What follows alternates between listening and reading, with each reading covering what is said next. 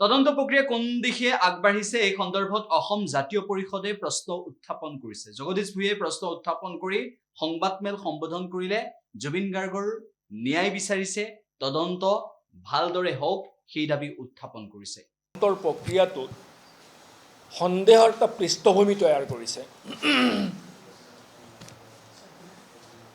যোৱা দুদিনত আমি দেখিছোঁ যে কিছু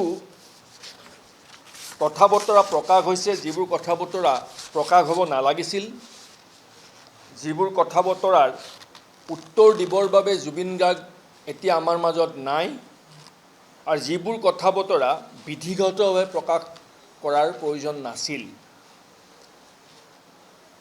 তাৰ পটভূমিত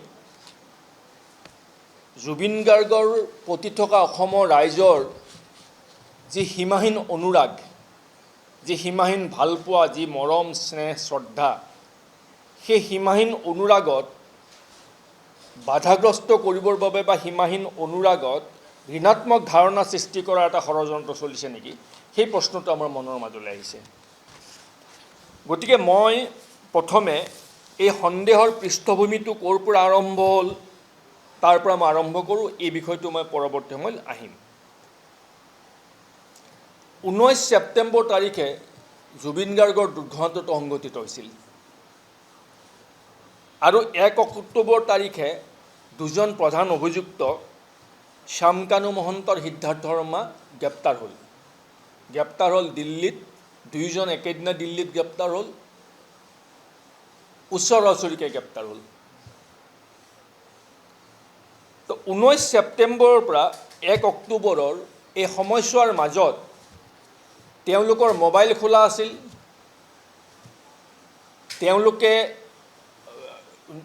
ভিডিঅ' লাইভ কৰি আছিল, বিভিন্ন পোষ্ট দি আছিল, অৰ্থাৎ তেওঁলোক টেকনিকেলি সৰব হৈ আছিল, মোবাইলত তেওঁলোক সংযোগত আছিল বা তেওঁলোকক ট্ৰেক কৰিব পৰা অৱস্থাত আছিল। তাৰ পাছতো তেওঁলোকক 1 অক্টোবৰ তাৰিখে গ্ৰেপ্তাৰ কৰা হ'ল।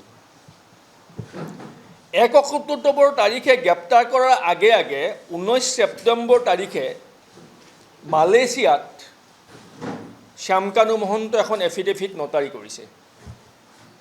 এফিডেভিটৰ যিটো নটাৰীজনৰ যিটো ঠিকনা, সেই ঠিকনাটো দেখিলে গম পাব যিটুকুৰা ঠাই আছে সেইটুকুৰা হ'ল মালয়েছিয়াৰ ঠাই। অৰ্থাৎ ছিংগাপুৰৰ পৰা 29 তাৰিখে মালয়েছিয়ালৈ আহি তাত শ্যামকানু মহন্ত নটাৰী কৰিছে। 30 তাৰিখে যিকোনো প্ৰক্ৰিয়াৰে, কি প্ৰক্ৰিয়া কৰিছে নাজানো, যিকোনো প্ৰক্ৰিয়াৰে ছুপ্ৰিম কোৰ্টত সেই নটাৰীখন সহ তেওঁৰ আবেদন জমা কৰিছে, শপতনামাৰ লগত তেওঁৰ আবেদন জমা কৰিছে। আৰু 1 অক্টোবৰ তাৰিখে তেওঁলোকক আৰক্ষীয়ে গ্ৰেপ্তাৰ কৰিছোঁ বুলি কৈছে আৰু অসমলৈ লৈ আহিছে। এই যিটো ক্ৰনলজি, এই সম্পৰ্কত আপোনালোকক মই কথাটো বেকগ্ৰাউণ্ডটো ক'লোঁ। এতিয়া আহোঁ, গ্ৰেপ্তাৰৰ পাছত যেতিয়া পুলিচ ভেনত তেওঁলোকক লৈ যোৱা হৈছিল, সেই ফটোখন বাহিৰত ৰাজহুৱা হৈছিল। সন্দেহটো তেতিয়াৰ পৰা আছিল। গোটেই সন্দেহৰ পটভূমিটো 19 ছেপ্টেম্বৰ তাৰিখৰ পৰা 1 অক্টোবৰ তাৰিখলৈকে সময়ছোৱাতেই সন্দেহৰ পৃষ্ঠভূমি ৰচনা হৈছে আমাৰ মনৰ মাজত। তাৰ পাছত পুলিচ ভেনৰ ভিতৰৰ ফটো এখন ৰাজহুৱা হ'ল।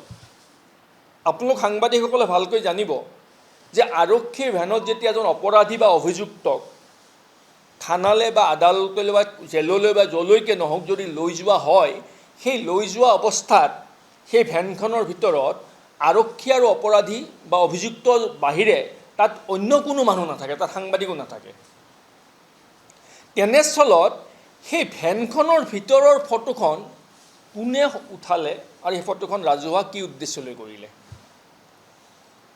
দ্বিতীয় ফটো এখন ভাইৰেল হ'ল, সেই ফটোখন লকআপত থকাৰ ফটো। আৰু লকআপত থকা মানে লকআপত নিজৰ স্থানত ক'ৰবাত বহি আছে, দূৰৰ পৰা উঠাইছে, তেনেকুৱা ফটো নহয়। লকআপৰ ফটো দুখন ফটো ছেশ্যন কৰাৰ দৰে লকআপৰ বাৰৰ একদম সন্মুখলৈ দুইজনে আহি থিয় দিছে, ফটোখন উঠাইছে, এখন পৰিকল্পিত ফটো বুলি বুজা যায়। আপোনালোক সাংবাদিক বন্ধুসকলে জানিব যে থানাৰ লকআপৰ ভিতৰত থকা যিকোনো কয়েদীক তাত গৈ ফটো উঠাবলৈ মই ভাবোঁ যে আপোনালোকক কাকোৱেই চৰকাৰে বা আৰক্ষীয়ে এলাও নকৰে। সেইটো আপোনালোকে বেছি ভালকৈ জানিব। যদি কৰে সেইটো মোৰ ভুল হৈছে বুলি স্বীকাৰ কৰি ল'ম। মই ভাবোঁ নকৰে, মই ভাবোঁ দেই, মই জনাত নকৰে। যদি কৰে মোৰ ভুল হৈছে, সেইটো মই উঠাই ল'ম। যদি নকৰে তেতিয়াহ'লে লকআপৰ ভিতৰৰ ফটো ভাইৰেল কেনেকৈ হ'ল, পাব্লিকৰ ৰাজহুৱা কেনেকৈ হ'ল, সেইখনো ৰাজহুৱা কৰা হ'ল। তাৰপিছত ক্ৰমাগতভাৱে যিসকলক এই সন্দৰ্ভত গ্ৰেপ্তাৰ কৰা হৈছে তেওঁলোকৰ বক্তব্যসমূহ প্ৰকাশ কৰিবলৈ আৰম্ভ কৰিলে। পুলিচে যেতিয়া জেৰা কৰে, জেৰা কৰাৰ সময়ত কোনো সাংবাদিকক বহুৱাই জেৰা নকৰে। গতিকে সেই জেৰাত ৰখা বক্তব্যসমূহ ৰাজহুৱা হ'ল কেনেকৈ, কাৰ কি উদ্দেশ্য আছে? তাৰ আগতে আৰু এটা সন্দেহৰ পৃষ্ঠভূমি আছে। শ্যামকানু মহন্তক গ্ৰেপ্তাৰ কৰাৰ আগতেই শ্যামকানু মহন্তৰ ঘৰত SITয়ে ৰেইড কৰিছিল। মই কেইটামান সংবাদ মাধ্যমত দেখিবলৈ পাইছিলোঁ, সঁচা নে মিছাটো মুখ্যমন্ত্ৰীয়ে জনাব লাগিব, যে ৰেইড কৰাৰ পাছত তাত যিমানবোৰ যি সামগ্ৰী জব্দ কৰিছিল, কম্পিউটাৰ বা বিভিন্ন ধৰণৰ যিমানবোৰ জব্দ কৰিছিল, সকলোবোৰ সামগ্ৰী মুখ্যমন্ত্ৰী তালৈ লৈ অহা হৈছিল। SIT গঠন কৰাৰ পাছত আৰক্ষীৰ যিটো তদন্তৰ প্ৰক্ৰিয়া, সেই তদন্তৰ প্ৰক্ৰিয়া BNNSৰ আণ্ডাৰত হ'ব আৰু তেওঁলোকৰ শাস্তি BNSৰ আণ্ডাৰত হ'ব। তাৰ পৰিৱৰ্তে মুখ্যমন্ত্ৰীৰ তাত কি কাম আছে? মুখ্যমন্ত্ৰী তালে শ্যামকানু মহন্তৰ ঘৰ ৰেইড কৰা সামগ্ৰীবোৰ মুখ্যমন্ত্ৰী তালে নিছিল নেকি মই নাজানো, বা নিব পাৰে যদিও মই নাজানো। মই সংবাদ মাধ্যমত দেখিছিলোঁ যে দুটামান সংবাদ মাধ্যমৰ বাতৰিটো প্ৰকাশ কৰিছিল যে ৰেইড কৰা সামগ্ৰীবোৰ মুখ্যমন্ত্ৰী তালৈ লৈ যোৱা হৈছিল বাহিৰে বাহিৰে। গতিকে সেই কথাটো মই নাজানো, কোনোবা জনা মানুহ যদি থাকে এই কথাষাৰ মই আশা কৰোঁ বুজাই ক'ব যে মুখ্যমন্ত্ৰী তালৈ নিব পাৰে নেকি বা নিছিল নেকি, সেইটো মই প্ৰশ্নবোধক এটা থৈ দিছোঁ। এতিয়া কথাটো হ'ল,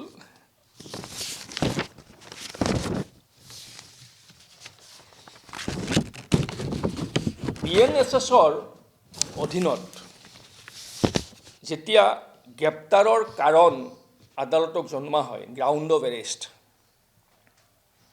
তেতিয়া তাত এই কথাবোৰ লিপিবদ্ধ কৰা হয় যিবোৰ কথাই মূল ঘটনাটোৰ লগত, মূল অপৰাধটোৰ লগত প্ৰত্যক্ষভাৱে সম্পৰ্কিত হৈ থাকে।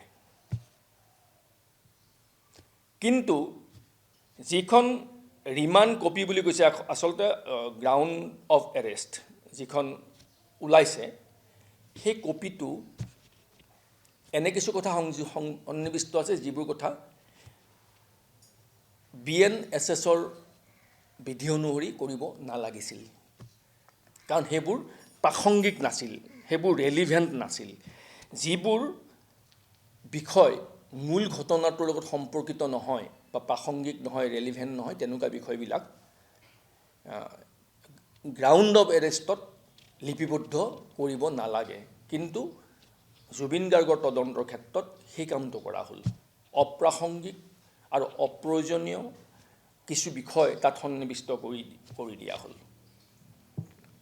আৰু সেই গ্ৰাউণ্ড অফ এৰেষ্টৰ কাগজখন প্ৰথম মই জনাত ৰিপাব্লিক নামৰ টিভিটোৱে প্ৰথম পাইছে, যিটো ৰিপাব্লিক টিভিয়ে জুবিন গাৰ্গৰ মৃত্যুৰ সম্পৰ্কত এটাও বাতৰি পৰিৱেশন কৰা নাছিল গুৰুত্বপূৰ্ণভাৱে, য'ত NDTV বা অন্যান্যই বাতৰি পৰিৱেশন কৰিছিল, ৰবীশ কুমাৰহঁতে কৰিছিল, কিন্তু ৰিপাব্লিক টিভিয়ে মই জনাত কৰা নাছিল, গুৰুত্বপূৰ্ণভাৱে কৰা নাছিল। গতিকে সেই ৰিপাব্লিক টিভিয়ে প্ৰথম পাইছিল। গতিকে ৰিপাব্লিক টিভি কোন, ৰিপাব্লিক টিভিৰ লগত কাৰ কি সম্পৰ্ক, এই কথাবোৰ বিশ্লেষণৰ দায়িত্ব মই ৰাইজৰ মাজলৈ এৰিলোঁ। দুজন অভিযুক্ত শেখৰজ্যোতি গোস্বামী আৰু অমৃত প্ৰভা, এই শেখৰ আৰু অমৃত প্ৰভা বোলা দুয়োজনে 21 তাৰিখৰ পৰা গুৱাহাটীত সংবাদ মাধ্যমত আবুল তাবুল বলকি ঘূৰি ফুৰিছে মুক্ত আকাশৰ তলত। তেওঁলোককো 15 দিনৰ পিছত গ্ৰেপ্তাৰ কৰিছে।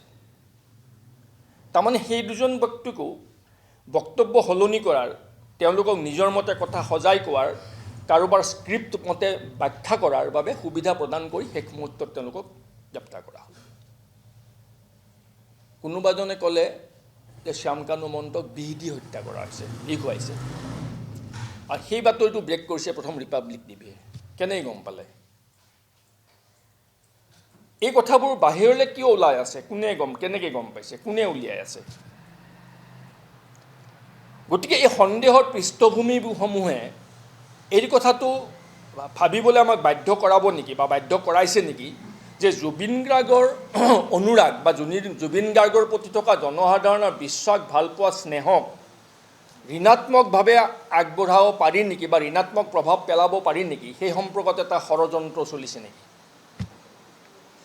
আমি চৰকাৰক আৰু আৰক্ষীক এটা আহ্বান জনাইছোঁ অনুৰোধ জনাইছোঁ বিশেষভাৱে আৰক্ষীক যে চাওক আপোনালোক যিটো প্ৰক্ৰিয়া তদন্ত কৰি আছে প্ৰক্ৰিয়াটো আইনৰ ধাৰাত কৰক কাৰোবাৰ ডিক্টেশ্যনত ভাটৌৰ দৰে কাম নকৰিব কাৰণ এই ব্যৱস্থা সদায় একেধৰণে নাথাকে আপোনালোকেও সদায় একেটা ব্যৱস্থাৰ অধীনত কাম কৰিবই লাগিব বুলি তেনেকুৱা কোনো কথা নাই স্বতন্ত্ৰভাৱে কাম কৰক বিধান ফ'ল' কৰি কাম কৰক আৰু এটা অনুৰোধ চৰকাৰকো কৰিম আৰক্ষীকো কৰিম যে জুবিন গাৰ্গক জুবিন গাৰ্গ হিচাপে জীয়াই থাকিবলৈ দিয়ক অসমৰ জনসাধাৰণৰ হৃদয়ত জুবিন গাৰ্গৰ পৰা যি গাৰ্গৰ প্ৰতি যি অপৰিম শ্ৰদ্ধা মৰম ভালপোৱা যি আছে যি অনুৰাগ আছে সেই অনুৰাগ মৰম ভালপোৱাক সেই ধৰণেই জীয়াই থাকিবলৈ দিয়ক